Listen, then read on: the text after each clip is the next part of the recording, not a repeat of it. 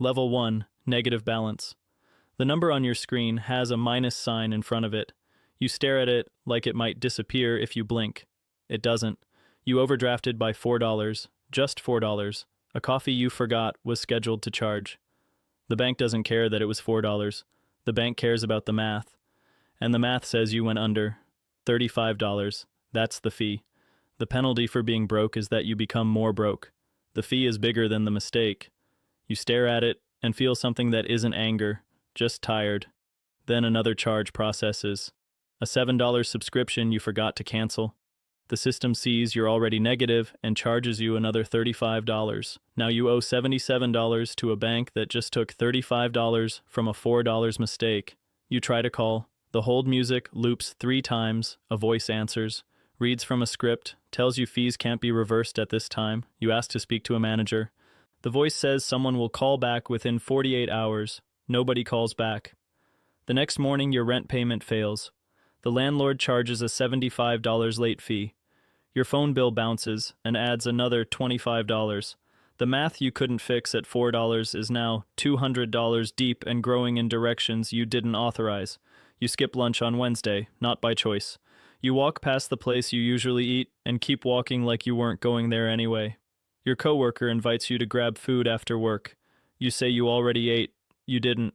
Hunger at this level isn't physical, it's silent. It's the kind nobody sees because you've learned to perform full. You walk into the branch on Friday. The teller looks at her screen and her face changes in a way you've seen before. Not anger, not pity, something colder. You watch yourself stop being a person on her screen and start being a flag, a category, a risk score with shoes. You leave without saying what you came to say, because somewhere between the $4 and the unreturned phone call and the unpaid rent, you stopped feeling like a customer. You started feeling like a problem. Level 2, $200. You're not negative anymore. You pulled the account back. 20 hours of overtime to make $200. Stay positive for 1 week. You did it. Nobody clapped. Nobody noticed. The bank notices, but not in a good way. The maintenance fee hits anyway. $12, sometimes $15, quietly withdrawn. The minimum to avoid it is $1,500. You don't have $1,500, so the fee stays. You are paying a bank to hold the money you barely have. You log in and see it disappear overnight. No warning, no notification. The system doesn't explain, it executes. You apply for a credit card. They offer you a secured one. You have to give them $300 of your own money so they can lend it back and charge you 24% for the privilege.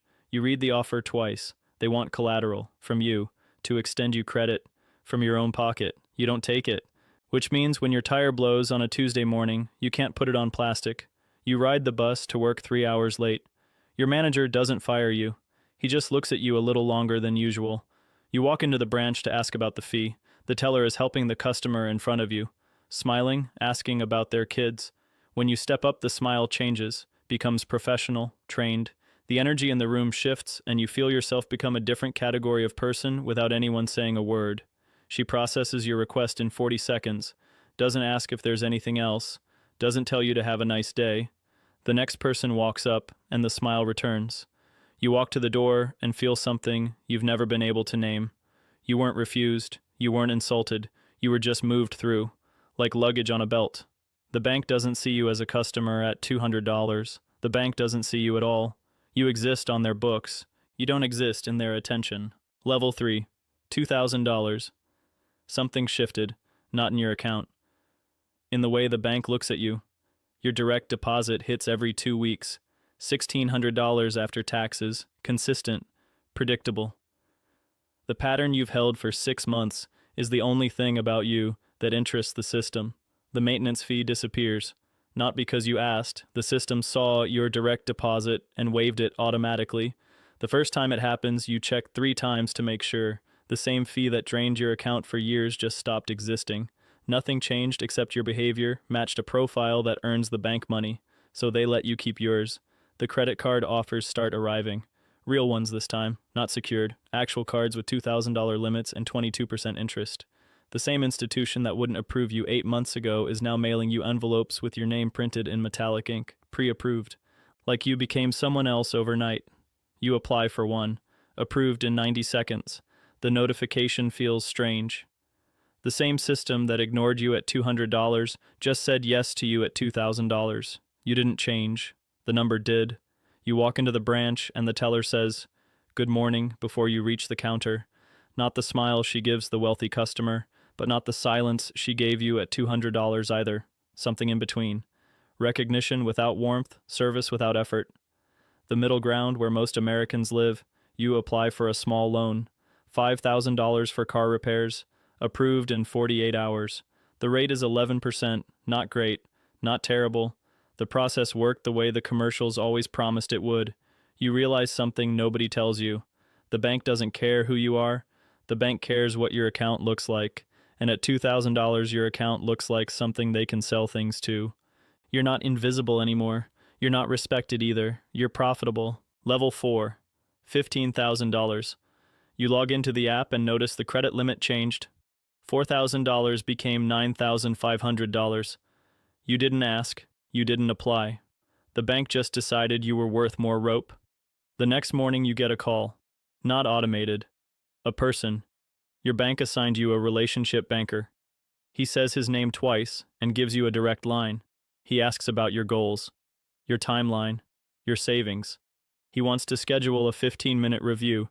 The same institution that put you on hold for 40 minutes at $200 just dialed your number first thing on a Tuesday. The interest rate on your next loan drops.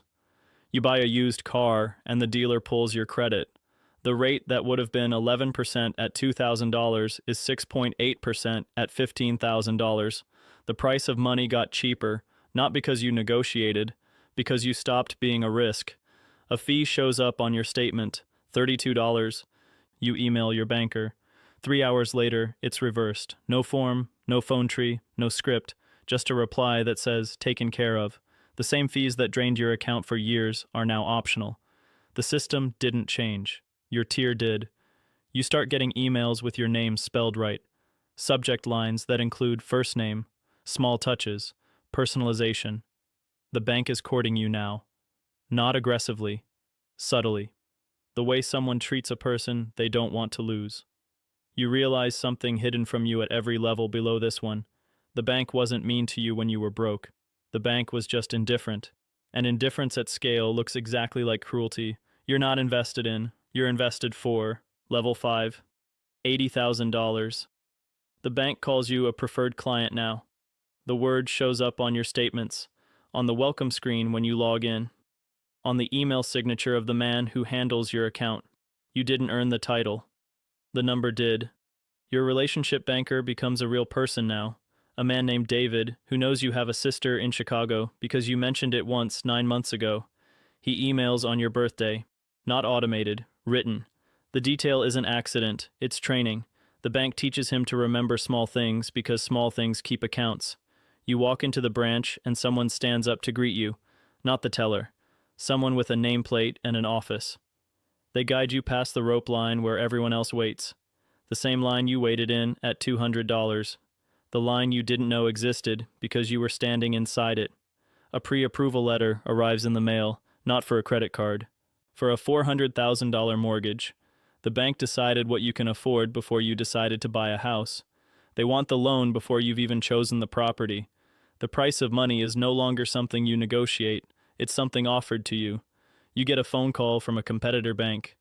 They offer to match your rates and beat them on a savings tier. You mention this to David. He calls back within an hour with a counteroffer. The institution that ignored you for years is now competing to keep you. The bank doesn't see you as preferred at $80,000. The bank sees you as worth defending. Level 6, $500,000. The bank stops being a place you visit. It becomes a service that comes to you. David doesn't email anymore. David calls. And when he calls, he isn't asking how you are. He's asking when you'd like to meet his colleague who handles wealth management. The colleague drives to your office, not the other way around. He brings printed reports in a leather folder. He asks about your goals, your timeline, your tax structure, your estate plans. The conversation lasts 90 minutes, and at the end, he doesn't try to sell you anything. He just leaves a card and says he'll send a follow-up. The selling already happened. You just didn't notice it. You're not being offered products anymore. You're being consulted. The difference matters. A product is something the bank wants you to buy. A consultation is something the bank wants you to need, and needing them is worth more over time than buying from them once. You call about a wire transfer that froze. Someone answers on the second ring. No hold music, no script. The problem is fixed in the same conversation. The same call would have taken 3 hours and 4 transfers at $2,000. You attend a private dinner the bank hosts, 8 clients, a guest speaker, a view of the city you've never seen from this angle. Nobody mentions money the entire night. Money is the table, not the conversation. You're not a customer at $500,000. You're an asset they protect. Level 7, $5 million. Private banking. The phrase sounds the same as wealth management, but it isn't. Wealth management is a service. Private banking is a relationship. And relationships don't follow rules, they negotiate them. You don't have a banker anymore. You have a private banker. A title that means something specific inside the institution. He manages fewer than 20 accounts. Yours is one of them. He knows your kids' names. He knows about the foundation you're thinking about starting because you mentioned it over coffee last March. The interest rate on your mortgage isn't published. It's negotiated. The investment minimum on a private deal is waived because the relationship justifies it. The paperwork that takes a regular customer 2 weeks gets handled in 48 hours because someone was told whose account it is. You walk into a branch you've never visited, and they know your name before you sign anything. A different banker stands up to introduce himself. The system has flagged you across every location, not because of fame, because of position. You exist in a database that prioritizes you before you ask. You sit in a conference room with no logo on the door.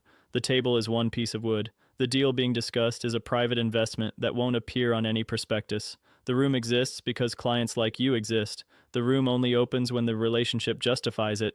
The bank doesn't follow rules at $5 million. The bank bends them. For you. Level 8, $25 million. You don't have a banker anymore. You have a relationship. And the difference between those two words is the difference between this level and every level below it. Your relationship is a named line item in someone's performance review. Losing you would matter to careers. The institution doesn't compete to keep you. The institution organizes itself around not losing you. 3 people inside the bank exist partially because of your account. They don't know that. You don't either. But the math is real. The deals are bespoke. Not a menu, not a brochure. Sentences written for one client. The interest rate on a loan is negotiated in a phone call. The terms of an investment are drafted to your timeline. You don't apply for things at $25 million. Things apply for you. Investments are brought to you before they're publicly available. Deals are structured around your participation before you've agreed to participate. But the real shift isn't access, it's influence. The bank doesn't just serve you, the bank consults you. The chief investment officer asks for your opinion on emerging markets. The head of private banking flies out to ask what kind of products their next tier of clients should expect. You're shaping the institution that once charged you $35 for being broke. The bank doesn't have a customer at $25 million. The bank has a partner, and the partner has a name. Yours. Somewhere right now, someone has a minus sign in front of their balance. They overdrafted by $4. A coffee they forgot was scheduled to charge.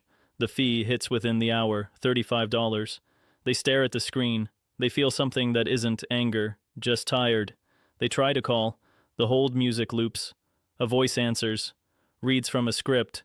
Tells them fees can't be reversed at this time. They don't know yet that the system isn't broken. The system is working exactly the way it was built to. The same institution that will one day fly out to ask their opinion on emerging markets is currently charging them for not having enough. You are the same person at every balance. The bank just decides who you are, based on what's next to your name. The bank doesn't change at every level. The bank reveals what it always was.